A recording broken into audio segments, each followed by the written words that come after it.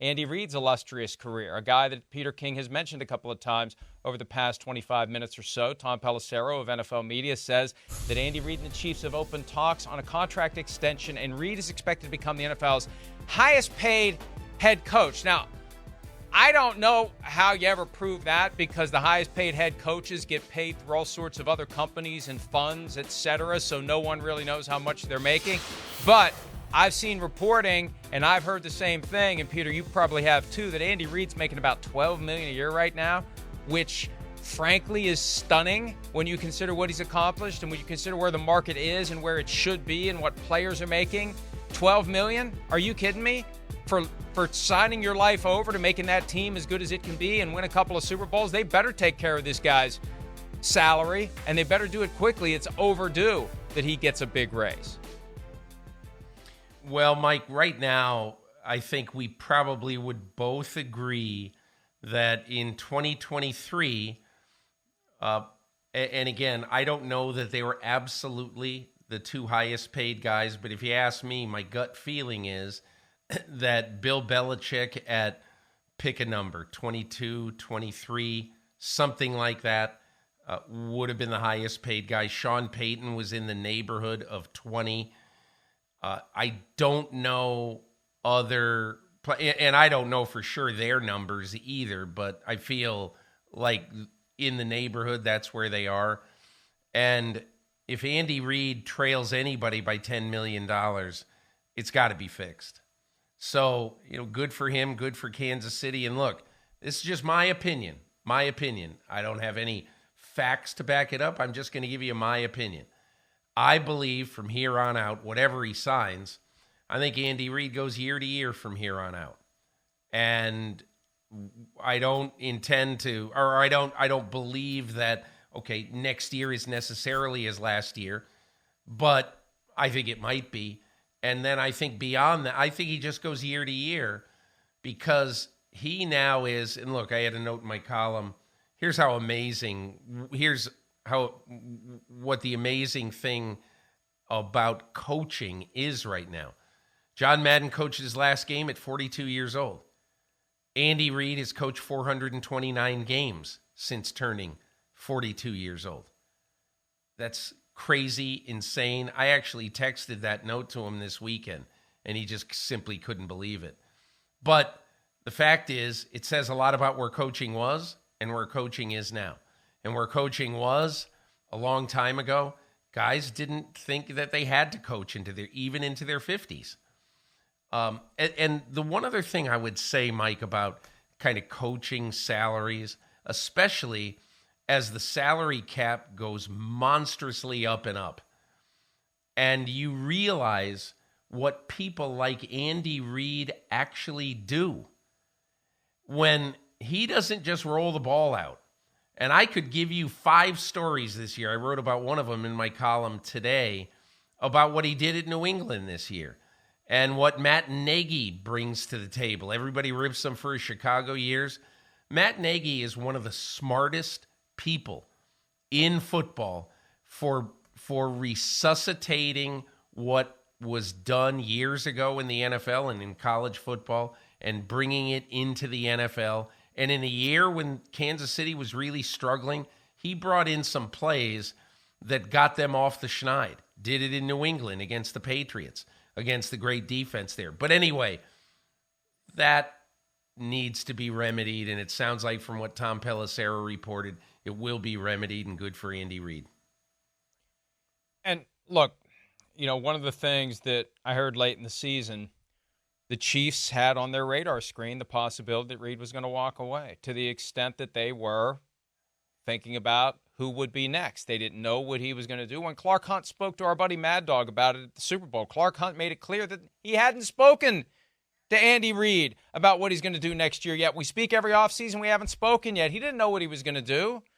They were ready, and I think that's smart. They need to be ready. But they were ready for the possibility he was going to walk away. And I'll tell you what, if you're only paying the guy $12 million a year, you make it more likely he's going to say, it's not worth it. Look at what these other guys are making. Look at what the players are making. Look at what the owners are making. There are coaches who believe, and they can't come out and say it because they value their jobs. They believe there's collusion when it comes to what coaches are paid, that there are owners who stand up when it's that one per club, when they have their meetings. Next one's coming up in a few weeks in Orlando. Stand up and say, we can't be paying these coaches more than $20 million a year. We can't do it. We won't do it. Folks, that's illegal. That's an antitrust violation. 32 different businesses can't come together and set what they're going to pay their workforce. Just ask the NCAA how that's playing out for them right now. It is a violation of federal antitrust law. And when the thing I'd love to have access to, Peter, if I could have access to one thing, one comprehensive set of data, it would be the year-to-year increase in player pay, year-to-year real numbers for coaches for the past 50 years. And let's see how that's gone. And I think what's happened is, thanks to the salary cap and thanks to the salary floor, player pay has increased at a far more dramatic rate than coaching pay. And like you said, think about what some mid-level players make. And you've got coaches making, like Jimmy Garoppolo, the contract he signed last year, $22, $23 million a year. Are you telling me you'd rather have Jimmy Garoppolo than Bill Belichick working for you? No way. Here's the thing, Mike. Let's go back. What is it now? 11 years? Is it 11 or 12? I forget. But when Joe Flacco held out and he just said, essentially, I'm going to bet on myself. And he ends up winning the Super Bowl. He becomes the NFL's first $20 million quarterback. So just think about it. In the span of 11 years, or maybe 12, that the top pay for a quarterback essentially has tripled. Top pay for coaches has not tripled. It's probably barely doubled, because there were coaches in 2012-13 who were making $10 million. And so, look, I agree with you, but Mike, you know what one of the issues is there?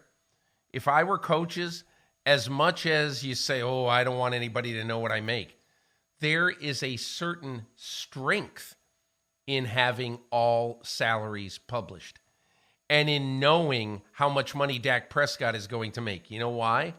Because when the San Francisco 49ers beat the Cowboys again next year, and again, I'm being obnoxious now, but when they beat the Cowboys again next year, and after the season, Brock Purdy is first eligible for, to get a new contract.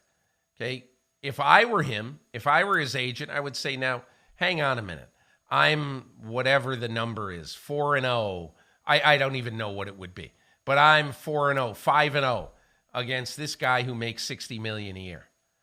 Dak Prescott, whatever he's going to get when he redoes the deal with the Cowboys.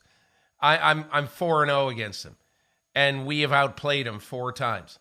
Why? Just explain why to me that I'm not going to get more than what he gets. And it's the same thing with coaches.